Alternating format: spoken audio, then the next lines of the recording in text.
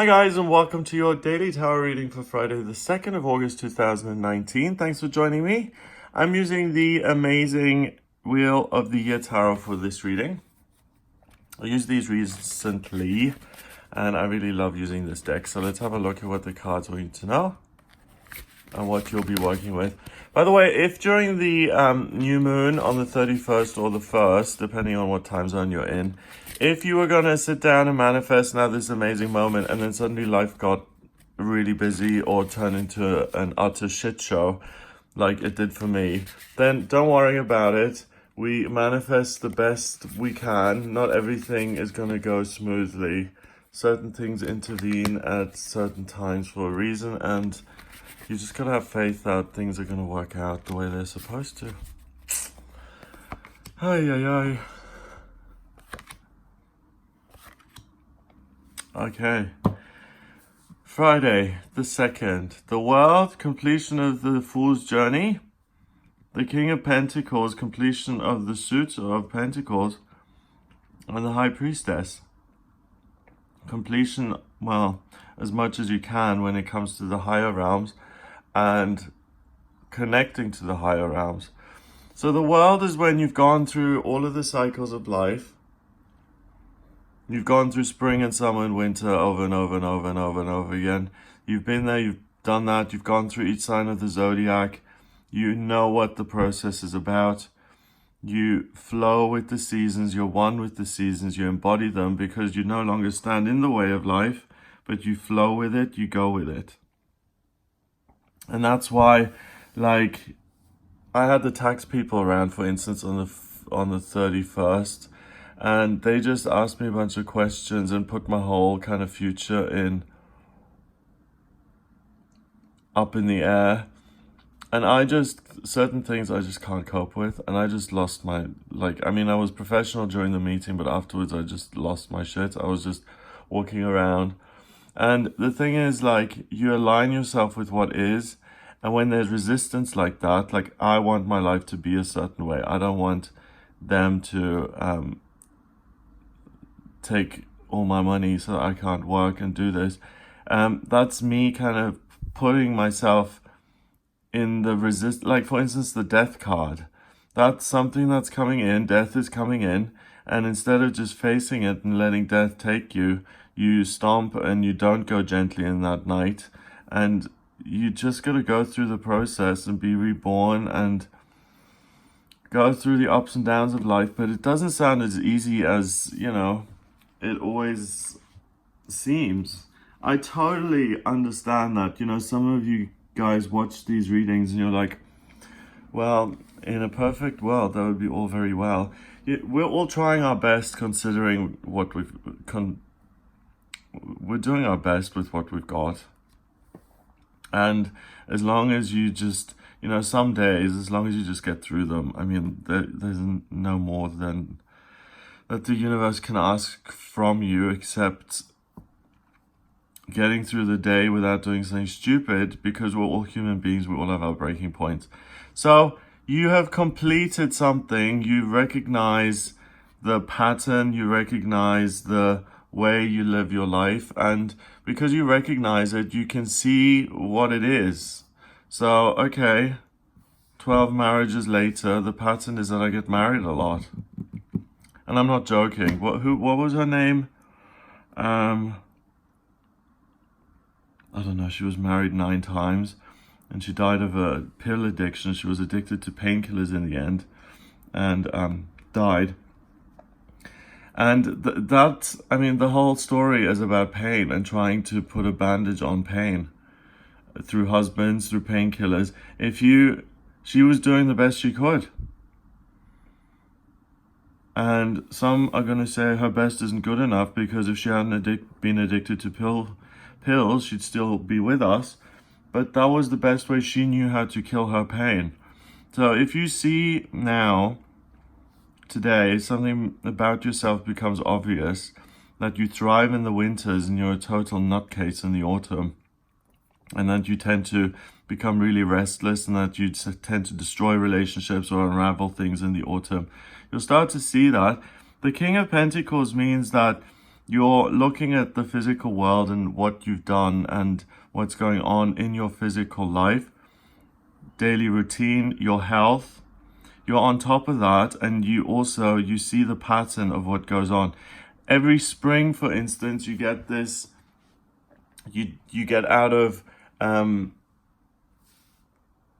depression mode, and if you suffer from that seasonal affective disorder, and suddenly the light comes back and you get much more energized, you start realizing that you may want to be a snowbird and in the winter times go somewhere where there is more light, because you totally retreat into yourself and you become super depressed and you hardly leave your bed. So it's about recognition of that. The High Priestess is between good and evil. I just want to slap her smug face. Yes, you know everything. Could you share a little bit more loudly, please, so the rest of us can get a... You see, that again is resistance.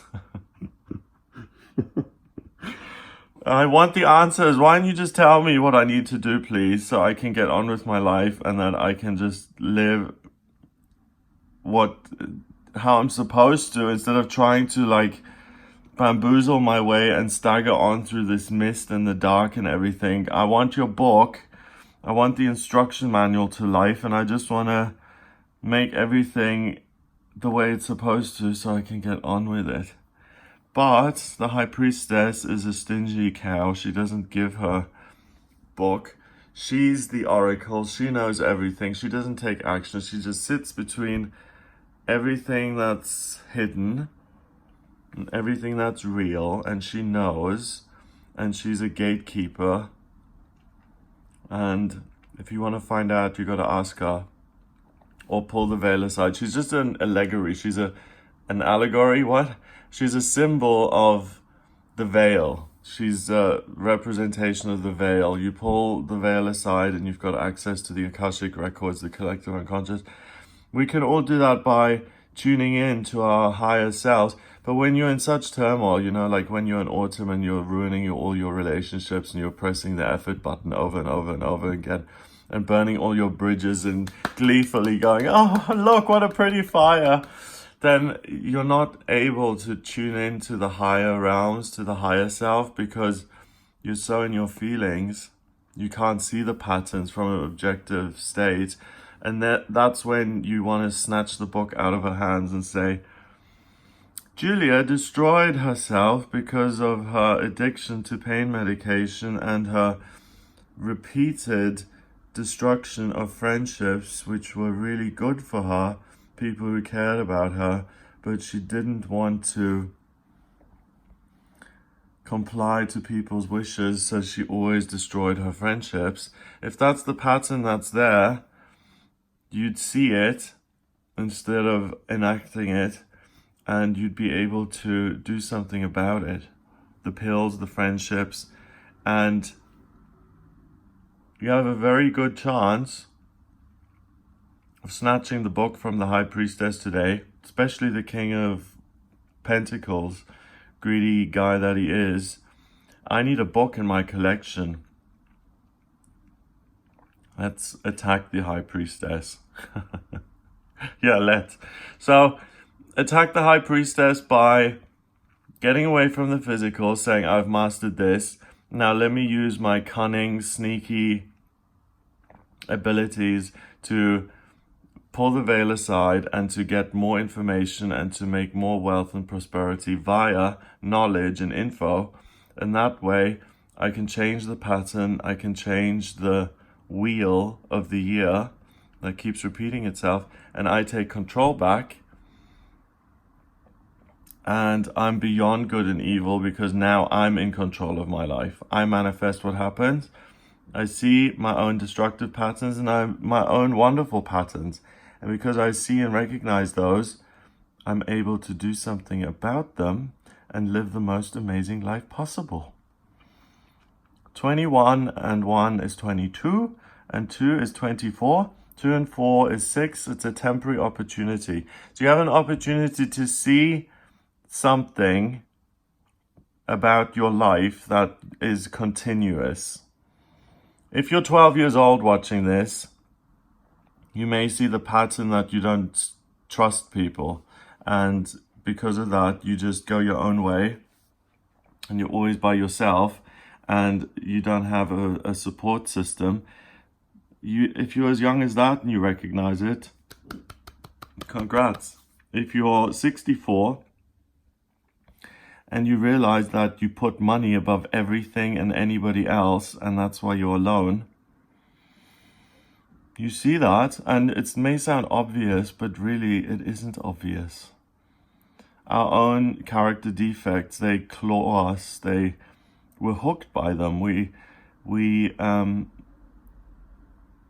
triggered by them, and once you're triggered, there's nothing about, oh, let me get philosophical and look at what I'm doing. No, you're in it. You're freaking out in it. Like, if your pattern is you cannot abide being questioned, or you have to explain yourself, and as someone is asking you to explain yourself, you're in front of a bankruptcy hearing and you just can't do it, that's your personal breaking point, and you'll be dealing with your breaking point, not merely observing the whole situation in the background. You're in it. So whatever's going on for you, whether you're in it or whether you have the luxury of perspective, look how smug they all look. If you have the luxury of perspective, then look at your life and say, there's the pattern, let me change it. I eat 10 Big Macs a day, that's why I'm overweight. Maybe I should change my diet and start exercising, that way I'll be thin. Simple. The other examples I mentioned, same thing. It may seem obvious to other people, but for you to figure things out about yourself is the hardest thing we're ever gonna do. It's easy to apply that sharp, keen wit and eye to other people's narcissistic behavior, but when it comes to our own narcissistic behavior, it's like, what, me? I'm not selfish or self-seeking, please. And you're the worst, for example. It takes a little bit longer. So you have the opportunity to better yourself today, to have an insight into who you are, what you can do about it. And that's going to serve you in future, because you can drop negative behaviors and you can replace them with good ones. Have a wonderful day. If you'd like a personal reading with me, please get in touch via my website. It's gregoryscott.com. Click on the readings tab to order your reading. I use the tarot, astrology, and numerology in my personal readings. I can answer any questions you may have. Have a fabulous day, and I'll speak to you tomorrow.